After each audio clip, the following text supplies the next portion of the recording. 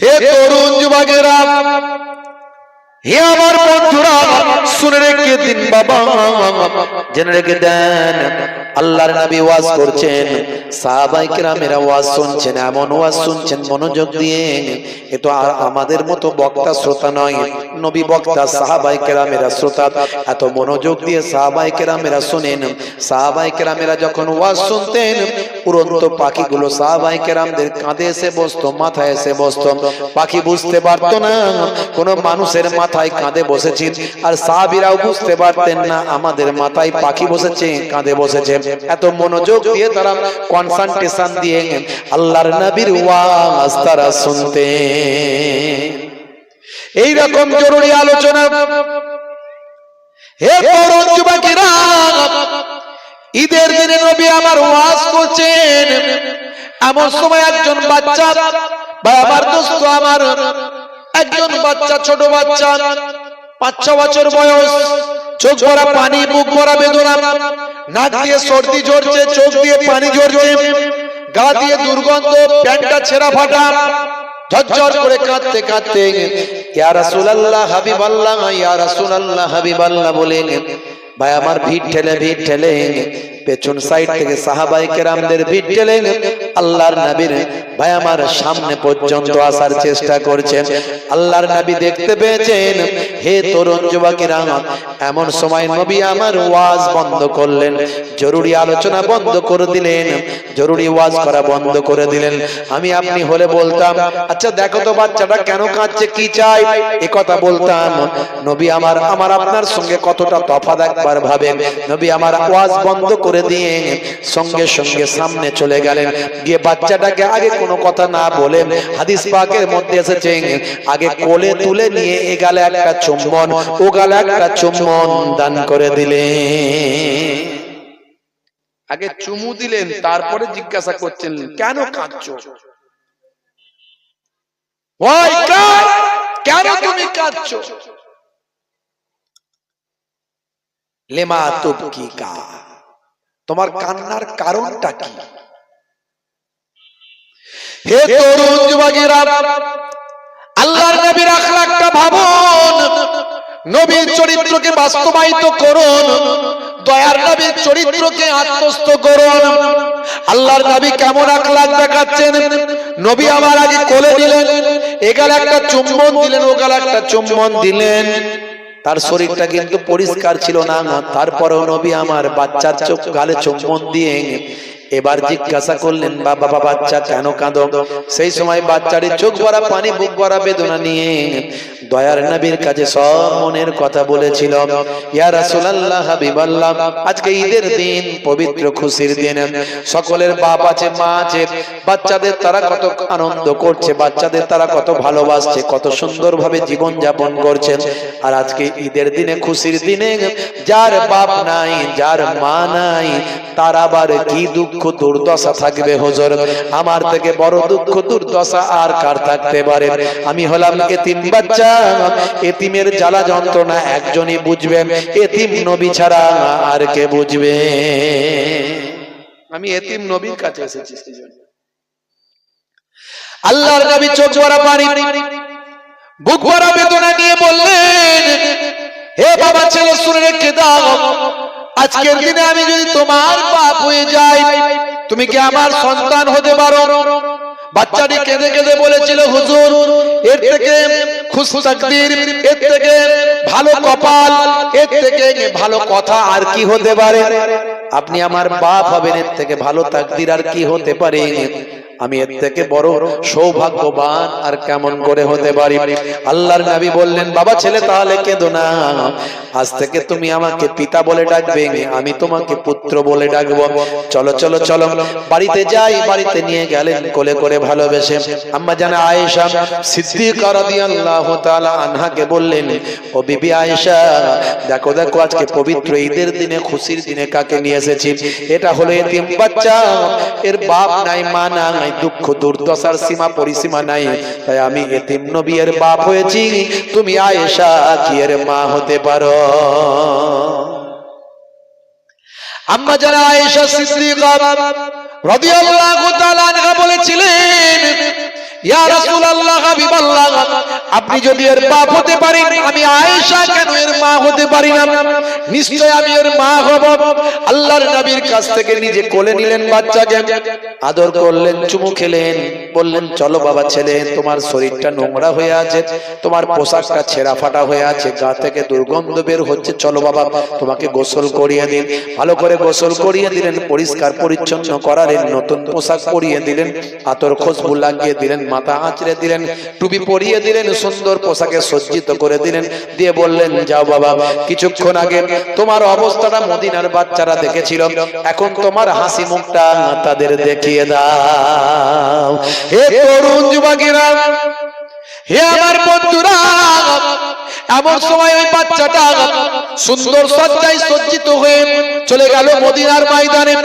বাচ্চারা তাকে দেখলো, দেখে বললো হ্যাঁ রে বাচ্চা, কিছুক্ষণ আগে দেখলাম তুই কাঁদছিলিস, তোর নাক দিয়ে ঝরছিল সর্দি, চোখ দিয়ে পানি, গা দিয়ে দুর্গন্ধ, সারা শরীরটা ছিল নোংরায় আচ্ছন্ন, তোর প্যান্টটা ছিল, পোশাকটা ছিল ছেঁড়া ফাটা, এখন তোর কান্না মুখে কে হাসি ফোটালো? সেই বাচ্চাটি তখন আনন্দের অশ্রু বিসর্জন করে বলেছিল, কিছুক্ষণ আগে আমার বাপ ছিলেন না, কিছুক্ষণ আগে আমার মা ছিলেন না, আমার দুঃখ দুর্দশার সীমা পরিসীমা ছিল না, এখন আমি এমন বাপের বাপ পেয়েছি, এমন মায়ের মা পেয়েছি, যে বাপ যে মা পৃথিবীর জমিনে আর কেউ পাইনি, আর পাবে না। জোরে হবে না? মদিনার বাচ্চারা বলেছিল কে তোর বাপ, কে তোর মা? সেই সময় ওই বাচ্চাটি আনন্দের অশ্রু বিসর্জন করে বলেছিল, আমার আব্বা হলেন এখন আখির জামানার পয়গম্বর, আর আমার মা হলেন জগৎ জননী মা আম্মা জান আয়েশা সিদ্দিকা রাদিয়াল্লাহু তাআলা আনহা।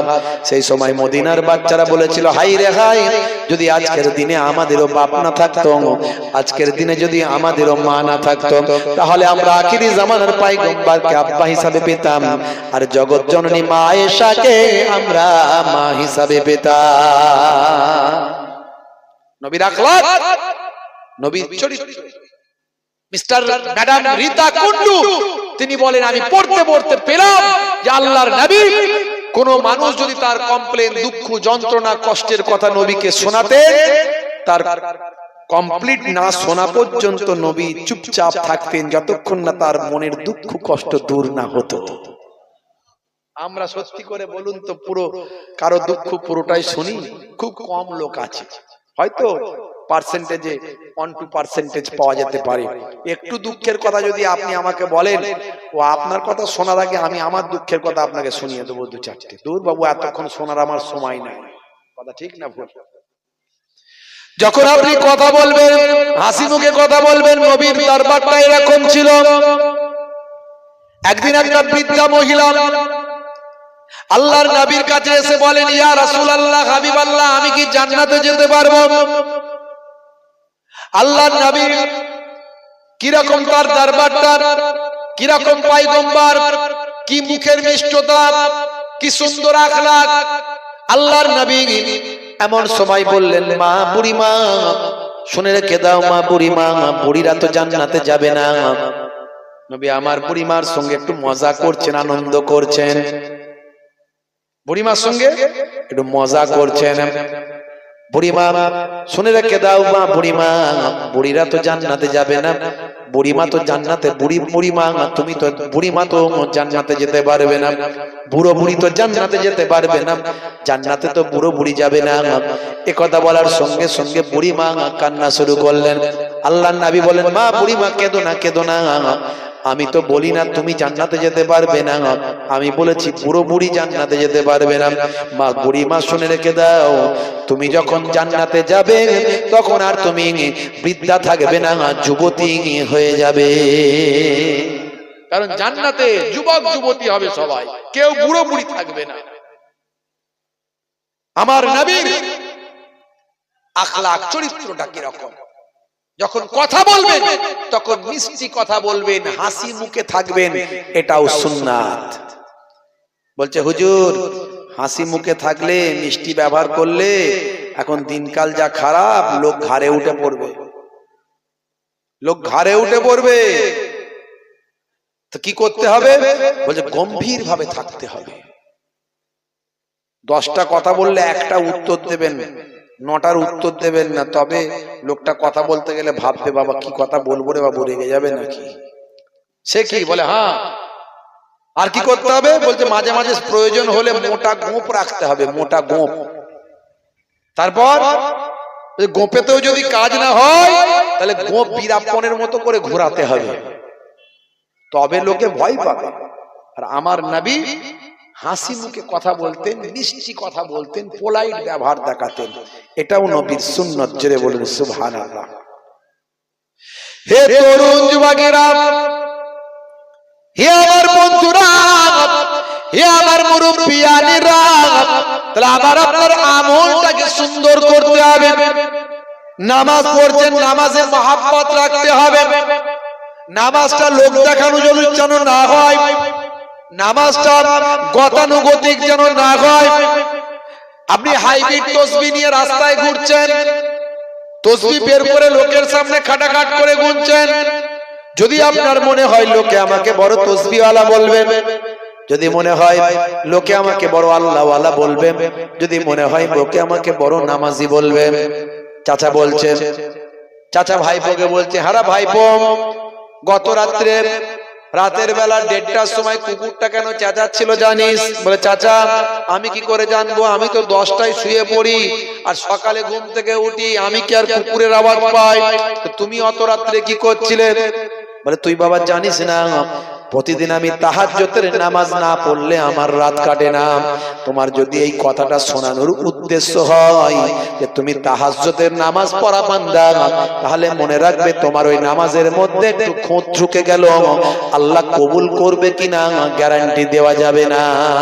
হে তরুণ যুবকেরা, আন্তরিকতা দরকার আপনার আমলের মধ্যে। আপনার আমলটা পরিপূর্ণতা হওয়া দরকার। হে মুসলমান, তাহলে দুটো জিনিস দরকার, একটা হলো ঈমানে পরিপূর্ণতা, আর একটা হলো আমলে পরিপূর্ণতা। এই দুটো জিনিস যদি আপনি কমপ্লিট করতে পারেন, আল্লাহ বলেন আমার কাছে মহা পুরস্কার রাখা আছে, সেই পুরস্কারটার নাম হলো জান্নাত।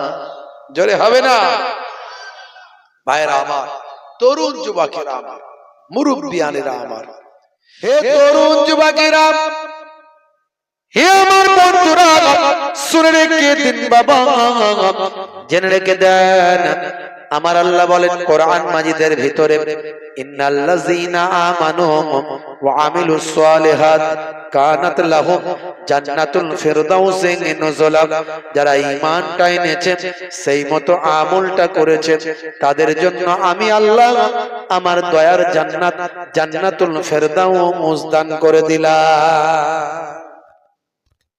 এ জওয়ান যুবকেরা, এর জন্য আমাদের কি করতে হবে? প্রথমে ঈমানটাকে আনতে হবে। আল্লাহর পুরস্কার যদি আমরা পেতে চাই, এই পৃথিবী ছেড়ে বিদায় নেওয়ার পরে যদি আমাদের রূহটা ইল্লিনের জমিনে, ইল্লিনের মাকামে যদি অধিষ্ঠিত করতে চাই, তাহলে আপনাকে আমাকে কি করতে হবে? দুটো জিনিস করতে হবে। কাজ হলো দুটো। কটা কাজ? দুটো কাজ।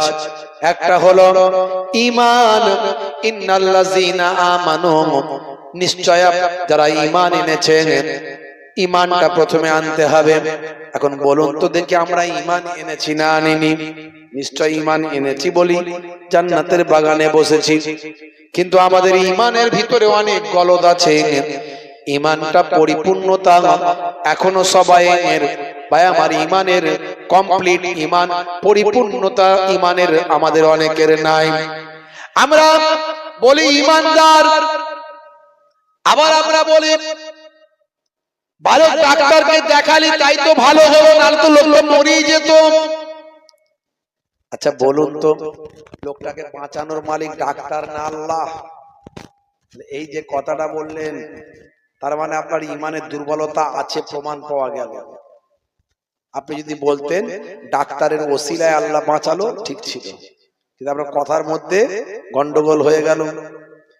অনেকে বলে 10 যেখানে খোদা সেখানে আছে না নাই? 10 যেখানে খোদা সেখানে, এখানে আমরা অনেকগুলো 10 আছি, খোদা কি অনেক হলো নাকি? বলুন নাউজুবিল্লাহ। হে তরুণ যুবকেরা, হে আমার বন্ধুরা, শুনে রেখে দিন বাবা। অনেকে বলে ওপরে খোদা, নিচে তুমি, তাই তো আমি বেঁচে আছি। তুমি আছো বলেই তো আমি আছি, তুমি দেখছো বলেই তো আমি বেঁচে আছি। এইরকম মানুষকে তেলানোর জন্য, মানুষকে সন্তুষ্ট করার জন্য কথাগুলো বলে, এগুলো ইমানের খেলাফ। হে তরুণ যুবকেরা, আল্লাহ বললেন পরিপূর্ণ ইমানদার হতে হবে। পরিপূর্ণ ইমানদার মানে কি জিনিস? পরিপূর্ণ ইমানদার মানে যেটা মুখে আপনি স্বীকার করছেন সেটা অন্তরে বিশ্বাস করতে হবে। আর অন্তরে যখন বিশ্বাস করছেন, কার্যে পরিণত করতে হবে। তাসদীকুম বিল কালব ওয়া তাকরীরুম বিল লিসান ওয়া আমাল বিল আরকান। মুখে স্বীকার, অন্তরে বিশ্বাস, কার্যে পরিণত করা, এই তিনটে জিনিসের সংমিশ্রণের নাম হলো কমপ্লিট ঈমান। কি বলে কমপ্লিট ঈমান? হে তরুণ যুবকেরা, হে আমার বন্ধুরা, আপনাকে আমাকে প্রথমে সবচেয়ে আগে ঈমানদার হতে হবে। তারপরে আপনাকে আমাকে ঈমানকে কমপ্লিট করার পরে আপনাকে আমাকে আমলের দিকে যেতে হবে। আমলটা করতে হবে পরিপূর্ণভাবে। অনেকে লোক দেখানোর জন্য আমল করে, নামাজও পড়ছে, চিটিংবাজিও করছে, দাঁড়িয়ে রেখেছে, ধাপ্পাবাজিও করছে, নামাজ রোজা দিন ধর্ম করে ভাই আমার হিংসা হাসাদ ফাসাদ নিয়ে আছে। এমন অনেক নামাজি, এমন অনেক দাঁড়িওয়ালা, এমন অনেক আলেম আমি দেখেছি যার বাপের বিরুদ্ধে হাইকোর্টে মামলা চলছে। বলেন এবারে কি নামাজি মানুষ, দাঁড়িওয়ালা, বড় মাওলানা, আবার বাপের বিরুদ্ধে মামলা। হ্যাঁ, কমিটির ছেড়ে একটু তিরপল গুলো বিছিয়ে দাও না। তিরপল গুলো বিছিয়ে দিলে আস্তে আস্তে লোক বসবে না, দাঁড়িয়ে থাকবে। বাপেরা আমার প্রয়োজনে উঠবেন, আমি উঠতে বারণ করছি না, তবে মজলিসটাকে সুন্দর করে ফেললে আল্লাহ খুশি হয়ে যাবে। মজলিসটাকে সুন্দর করলে আল্লাহ খুশি। আবার প্রয়োজনে আপনাদেরকে উঠতে হবে, উঠবেন। টয়লেট যেতে হবে, বাথরুম যেতে হবে, একটু চা খেতে যেতে হবে, যাবেন, নিশ্চয়ই যাবেন। কিন্তু মজলিসটাকে ফার্স্ট রাউন্ডে যদি একটু সুন্দর করে ফেলেন, আল্লাহু জামিলুন ওয়া ইউহিব্বুল জামাল, আল্লাহ সুন্দর, সৌন্দর্য পছন্দ করেন। জান্নাতের বাগানকে যদি আপনি সুন্দর করেন, হতে পারে আপনার নিয়ত যদি ভালো হয়, আল্লাহ আপনাকে কবুল করে দুনিয়া আখিরাতকে সুন্দর করে দেবেন। ভাইরা আমার, যারা দাঁড়িয়ে আছেন বাপেরা আমার, কিছু সময়ের জন্য বসে যান, প্রয়োজনে আবার উঠবেন, উঠতে বারণ করছি না, কিছু সময়ের জন্য বসে যান। বাপ একটু দরুদ শরীফ আল্লাহুম্মা সাল্লি আলা মাওলানা মুহাম্মদ ওয়া আলা আলি।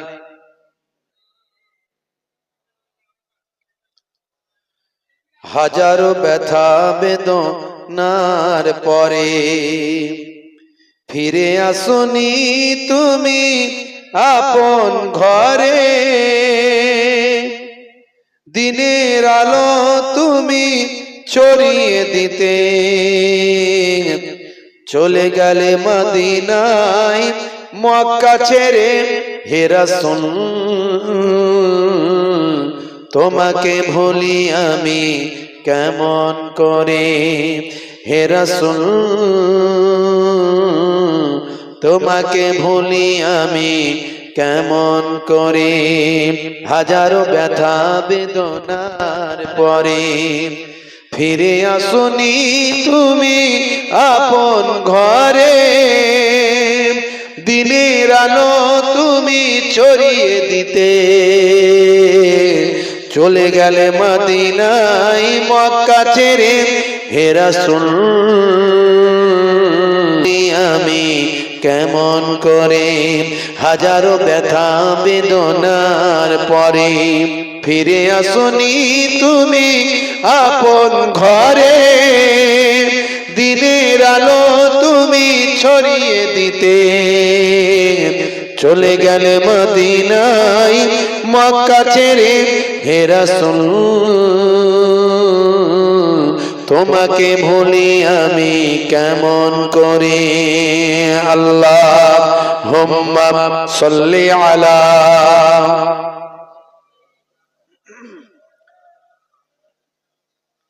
ওয়া আলা আলিহি। হেরার গুহায় তোমারি ধ্যান, আসমান থেকে নামে আল কোরআন। হেরার গুহায় তোমারি ধ্যান, আসমান থেকে নামে আল কোরআন। ভাঙলো সবার ভুল তোমারি পরে, আসলো কোরআনের ছায়া তলে। খালিদ ওমর আলী আবু বকর, ইসলামী ঝান্ডা নিল যে তোলে। খালিদ ওমর আলী আবু বকর, ইসলামী ঝান্ডা নিল যে তোলে। আল আমিন তুমি ছিলে যে সদা, সকল মানুষের তরে। হে রাসূল তোমাকে ভুলি আমি কেমন করে। হে রাসূল তোমাকে ভুলি আমি কেমন করে। হাজারো ব্যথা বেদনার পরে ফিরে আসুনি তুমি আপন ঘরে। দিনের আলো তুমি ছড়িয়ে দিতে, চলে গেলে মদিনায় মক্কা ছেড়ে। হে রাসূল তোমাকে ভুলি আমি কেমন করে। হে রাসূল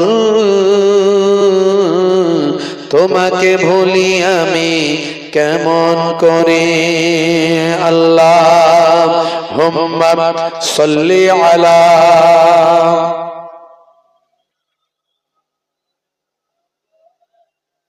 ওয়া আলা আলিহি। হে তরুণ যুবকেরা, হে আমার বন্ধুরা, শুনে রেখে দিন বাবা। যে কথা বলছিলাম, তাহলে আপনাকে আমাকে আগে ঈমানটা মজবুত করতে হবে। আল্লাহর পুরস্কার পেতে গেলে, আল্লাহর নৈকট্য লাভ করতে গেলে দুটো জিনিস কি কি? ইন্নাল্লাযীনা আমানু, প্রথমে তোমাদেরকে ঈমানদার হতে হবে। ওয়া আমিলুস সালিহাত, তারপর নেক কাজ ভালো কাজ করতে হবে। এই দুটো জিনিস, একটা হলো ঈমানদার আর একটা হলো ভালো কাজ। ভালো কাজগুলো আমরা করি, কিন্তু তার সঙ্গে খুলুসিয়াতের বা আমাদের আন্তরিকতার অভাব অনেক সময় ঘটে। নামাজও পড়ছে, চিটিংবাজিও করছে, দাঁড়িয়েও রেখেছে, ধাপ্পাবাজিও করছে, আছে না নাই? দাঁড়িয়ে রেখে বিড়ির টান, মারাত্মক ব্যাপার, আছে না নাই? চাচা আমার আসরের নামাজ পড়ছে আর পকেটে ঘরে ঘড়ি বিড়ি নড়ছে খস খস খস খস করে। কি হলো চাচা? আর বলো না, একটু বুঝতে তো পারছো নেশার একটু ব্যাপার আছে। আসরের নামাজ পড়ে চাচা আমার যাচ্ছে, মাথা থেকে টুপিটা খোলার টাইম হয় না, ঘড়ি বিড়ি মুখে লাগিয়ে ফস করে লাইটিং মেরে দিয়েছে, বুঝতে পারছি, টান মারতে মারতে বেরিয়ে যাচ্ছে। আমল আমরা করি, কিন্তু খুলুসিয়াত, আন্তরিকতা, স্বচ্ছতা, পরিপূর্ণতা, এটার একটু অভাব হয়ে যায়। হে তরুণ যুবকেরা, হে আমার বন্ধুরা, শুনে রেখে দিন বাবা, জেনে রেখে দেন, নেক আমলটা করতে হবে। শুধু নামাজ, রোজা, হজ, যাকাত এগুলো শুধু নেক আমল তা নয়, এর সঙ্গে সঙ্গে আরো নেক আমল আছে। কথা যখন বলবেন হাসি মুখে বলবেন, মিষ্টি কথা বলবেন। এমনকি আপনাকে যখন কেউ কথা শোনাবেন, তার দুঃখের কথা, কষ্টের কথা, আপনি তার দুঃখের কথা শুনবেন, পুরোটা শুনবেন। শুনতে শুনতে চলে যাবেন না, আমার আমার নবীর কাছে যদি কেউ তার দুঃখের কথা কষ্টের কথা বলতেন, যতক্ষণ না তার কথাটা শেষ হতো আমার আপনার নবী তার কথাটা পুরোটাই শুনতেন। একজন প্রফেসর রীতা কুন্ডু, একজন মহিলা আমার নবীর শিষ্যা,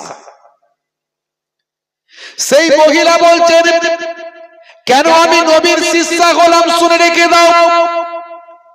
আমি একজন শিক্ষিতা নারী, আমি একজন প্রফেসর, আমি আমার নবীর শিষ্যা কেন হলাম? তার কারণ হলো আমি দীর্ঘদিন ধরে বিভিন্ন ধর্মশাস্ত্রগুলো নিয়ে অধ্যয়ন করলাম। আমি অধ্যয়ন করে দেখতে পেলাম, হাই রে হাই, আমার যা মনের কষ্ট দুঃখ যন্ত্রণা আজ যেগুলো আমি ফিল করছি, সেগুলো যেন আমার নবী 1450 বছর আগে আমার জন্য সেই ফিল করা সমস্যাগুলো, আমার সমস্যাগুলোর সমাধান দয়ার নবী 1450 বছর আগে যেন আমাকে দিয়েছেন। আমি রীতা কুন্ডু অবাক হয়ে গেলাম। আমি পড়তে পড়তে পেলাম, আমি অনেক সময় লক্ষ্য করেছি আমার মনের কষ্ট কেউ শুনতে চায় না। আমি যদি আমার মনের দুঃখ কষ্টটা কাউকে বলি, সে তার মনের কষ্ট সঙ্গে সঙ্গে আমাকে শোনায়। আমার কথা শেষ হওয়ার আগেই তার কথাটা শোনাতে শুরু করে। আমার মনের কষ্ট দুঃখ যন্ত্রণা মন দিয়ে কাউকে শোনাতে পারলাম না। আমি আমার এই ঘটনা পড়তে পড়তে আমি আমার দুঃখের যন্ত্রণার কথা মনে পড়ে গেল। আমার নবীর কাছে যদি কেউ মনের দুঃখের কথা বলতেন, আল্লাহর নবী তার কথা কমপ্লিট না হওয়া পর্যন্ত তার দুঃখের কষ্টের কথা শ্রবণ করতেন।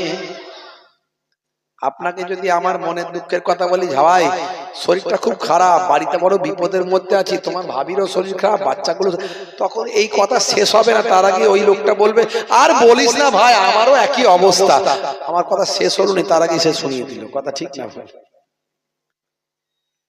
তাহলে বুঝতে পারছেন আমার ওয়াজটা কোথায়, কোন ওয়াজটা আমি করছি। আপনার মনের অসুখটাকে ঠিক করতে হবে। ইসলাম আপনাকে সবকিছু শিখিয়েছে, বাহ্যিক আভ্যন্তরীণ, এক্সটার্নাল ইন্টারনাল।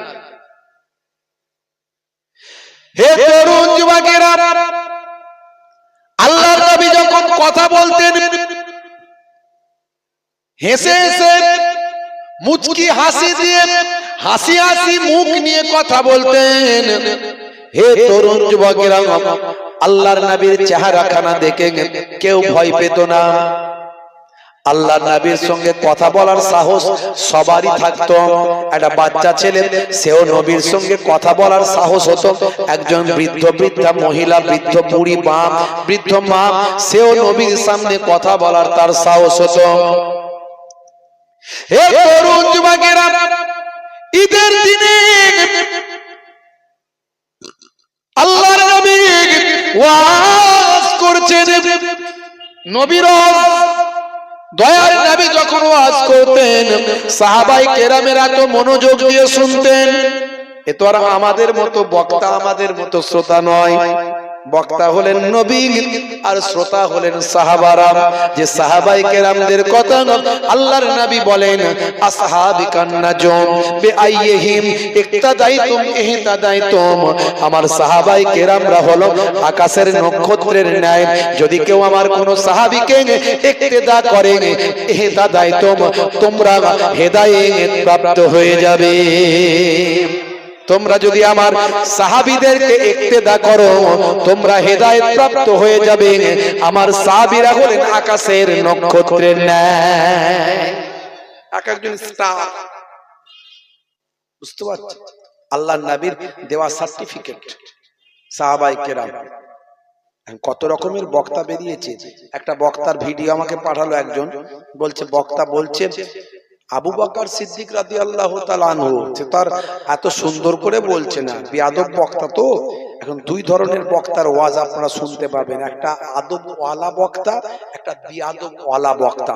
একটা হলো হুসাইনি ঘরানার ইমাম হুসাইনি হুজুরের ভালোবাসার হুসাইনি ঘরানার বক্তা, আর একটা পাবেন এজিদি ঘরানার বক্তা।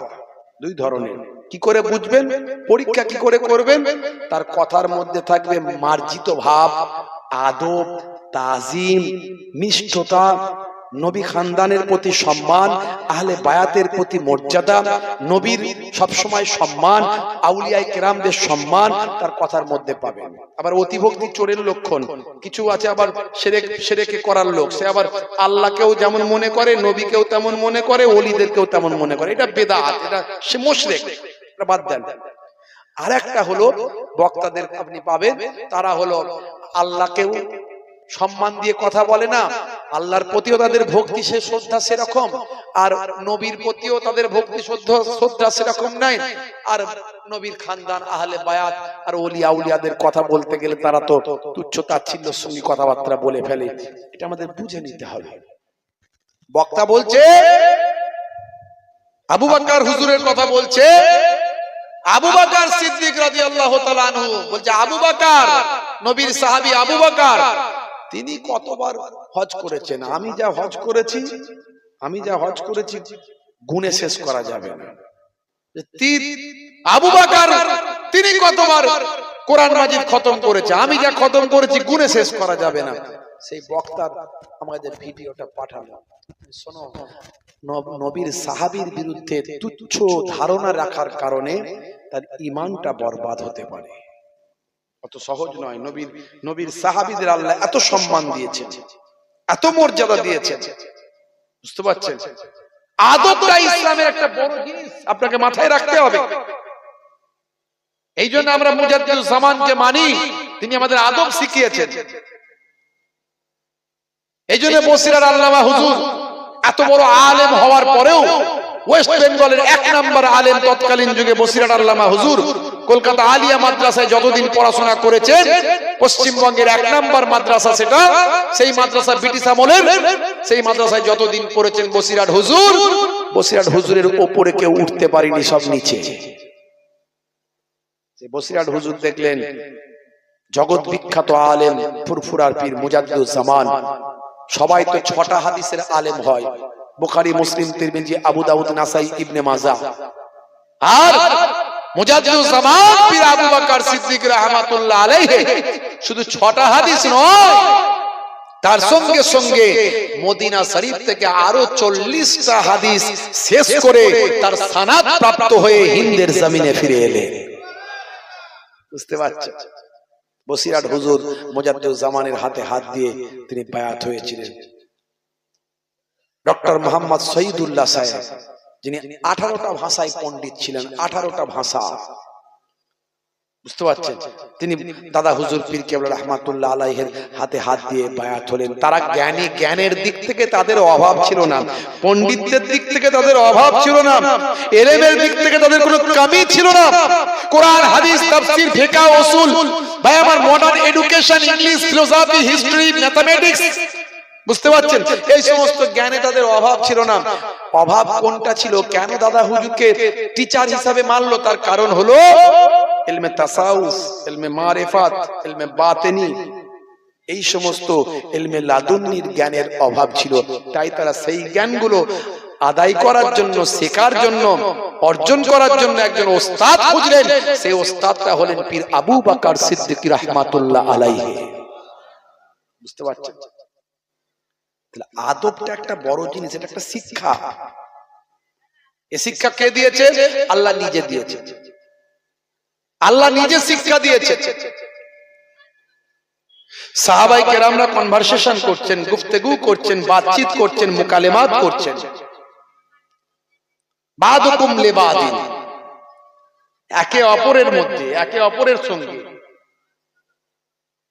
এমন সময় তাদের কনভারসেশনের মধ্যে একজনের ভলিউম একটু হাই হয়ে গেল, জোরে হয়ে গেল, একটু হাই ভলিউম, জোরে আওয়াজ হয়ে গেল। সঙ্গে সঙ্গে আল্লাহ রাব্বুল আলামিন আয়াত নাজিল করে দিলেন। নবী কিছু বললেন না, কিন্তু আল্লাহ শুনলেন না।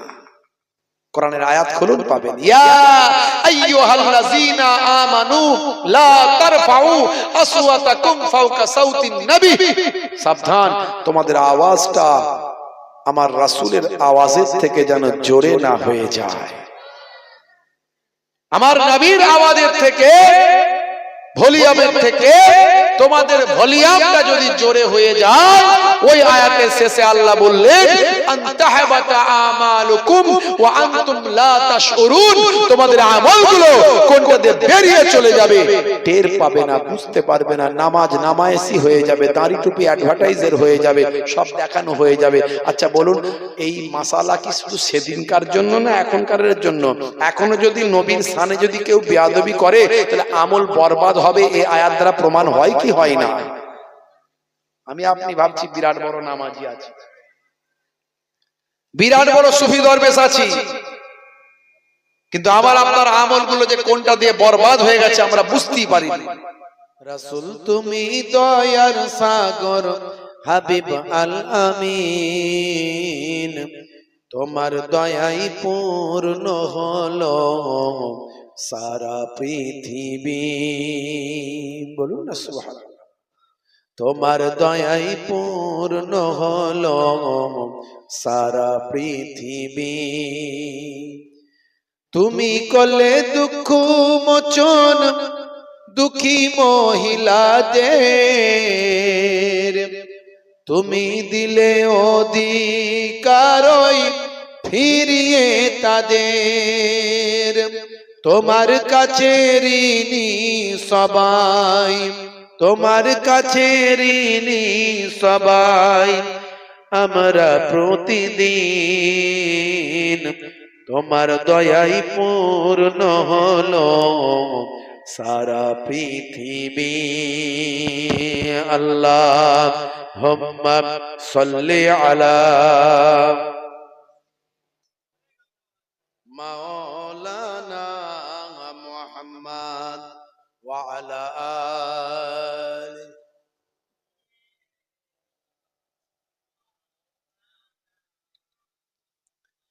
ইয়া সাইয়্যিদি ইরহাম লানা, ইয়া সাইয়্যিদি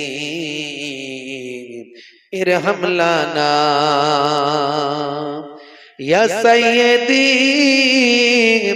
ইরহাম লানা, ইয়া সাইয়্যিদি ইরহাম লানা।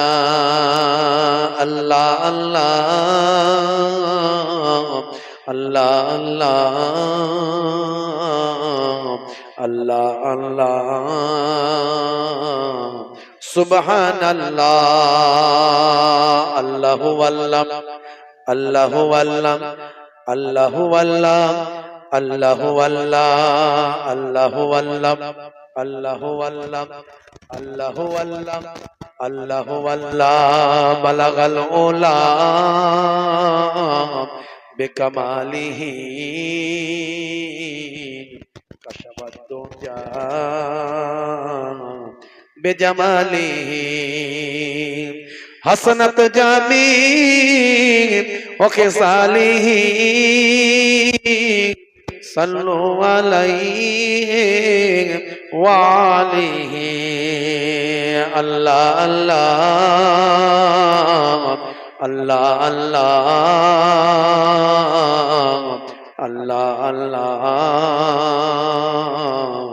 সুবহানাল্লাহ।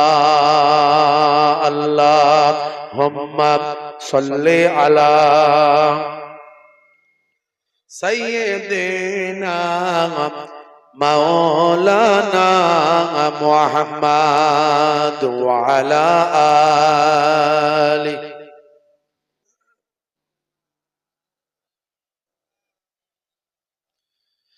وقال الله تعالى في كلامه المجيد والفرقان الحميد ولنبلونكم بشيء من الخوف والجوع ونقص من الأموال والأنفس والثمرات وبشر الصابرين. وقال الله تعالى أيضا في كتابه مخبرا وما رميت إذ رميت ولكن الله رمى وقال النبي صلى الله عليه وسلم من تمسك بسنتي عند فساد أمتي فله أجر 100 شهيد إلى آخر الحديث أو كما قال عليه الصلاة والتسليم. وقال النبي صلى الله عليه وسلم ووفاتي خير لكم تؤرز علي أعمالكم وما رأيت من خير فحمدت الله عليه وما رأيت من شر فاستغفرت الله لكم إلى آخر الحديث أو كما قال عليه الصلاة والسلام.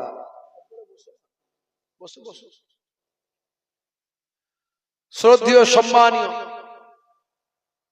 আজকের সভার সভাপতি, মঞ্চ উপবিষ্ট ওলামা হযরতগণ, সম্মানীয় মসজিদ কমিটি,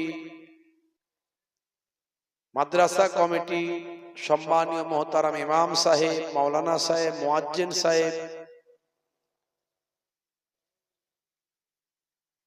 মঞ্চ উপবিষ্ট, সামনে উপবিষ্ট আমার পিতৃতুল্য বাপজিরা আছেন, তরুণ যুবকেরা আছেন, মুরব্বিয়ানেরা আছেন, স্নেহের বাচ্চারা আছেন, মাইক্রোফোনের আওয়াজে কান লাগিয়ে আছেন, জাতি ধর্ম বর্ণ নির্বিশেষে শ্রোতা বন্ধুরা আছেন। খুব অল্প সময়ের জন্য কিছু আলোচনা। সকলকে আমার আন্তরিক সালাম, শুভেচ্ছা, ভালোবাসা জ্ঞাপন করি। আমরা পাক মাহফিলে একটু উপস্থিত হয়েছি, কিছু সময় দুনিয়ার সমস্ত কাজকর্ম ব্যস্ততাকে দূরে সরিয়ে দিয়ে কিছু সময়ের জন্য আমরা একটু জিকরুল্লাহ, জিকরুন নবীর মাহফিলে এসে বসেছি। কিতাবের মধ্যে দেখতে পাওয়া যায় ইন্দা জিকরি সোলাহায়ে তানজিলুর রাহমা, যেখানে আল্লাহর মাহবুব বান্দাদের কথা আলোচনা করা হয়, যেখানে আল্লাহর সালেহ বান্দাদের কথা আলোচনা করা হয়, সেই জায়গাতে আমার আল্লাহ তাআলার রহমত নাজিল হয়। এই রহমতি মাহফিলে আমরা উপস্থিত হয়েছি। কিতাবের মধ্যে দেখতে পাওয়া যায় যে জায়গায় জান্নাতের বাগান কায়েম করা হয়, সেই জায়গায় একদল মালাইকা ফারিস্তা এসে হাজির হয়। মাহফিল শেষ হওয়ার পরে ওই মালাইকা ফারিস্তারা আমার আপনার দরুদের নজরানা, সালামের নজরানা সুদূর মদিনাতুল মুনাওয়ারায় দয়ার নবী পাকের কাছে গিয়ে পৌঁছে দেয়। আর একদল মালাইকা ফারিস্তারা আমার আল্লাহর দরবারে গিয়ে পৌঁছে যান। আমার আল্লাহ জিজ্ঞাসা করেন, মিন আইনা জিতুম, তোমরা কোথা থেকে এসেছো? তারা বলেন যে না মিনাল অমুক জায়গা, আমরা এই বসিরহাটের এই যে আজকের কি জায়গা জানো, এটা হরিকাটি গ্রাম থেকে এসেছে। সেখানে কি হচ্ছিল আল্লাহ সব জানেন। ফারিস্তারা বলবেন একদল বান্দা বান্দি আপনার জিকির করছিল, আপনার রাসূলের বয়ান শুনছিল, তেলাওয়াতে কালাম পাক হয়েছে, তাফসীরের বয়ান হয়েছে, হাদিস পাকের বয়ান হয়েছে। আল্লাহ বলবেন খুশি হয়ে, তারা আমার কাছে কি চায়? ফাআইয়ু সাইয়িন ইয়াতলুবুন, তারা আমার কাছে কি তলব করে? ফারিস্তারা বলবে তারা আপনার কাছে একটা জিনিসই তলব করে, সেটা হলো আপনার দয়ার জান্নাত। আল্লাহ রাব্বুল আলামিন বলবেন যাও, তারা নিজেদের আরামকে হারাম করে, কষ্ট করে জান্নাতের বাগানে বসে বসে ঠান্ডায় জিকরুল্লাহ, জিকরুন নবীর বয়ান শুনেছে। আমি আল্লাহ তাআলা তাদের দোয়াকে কবুল করে নিয়েছি।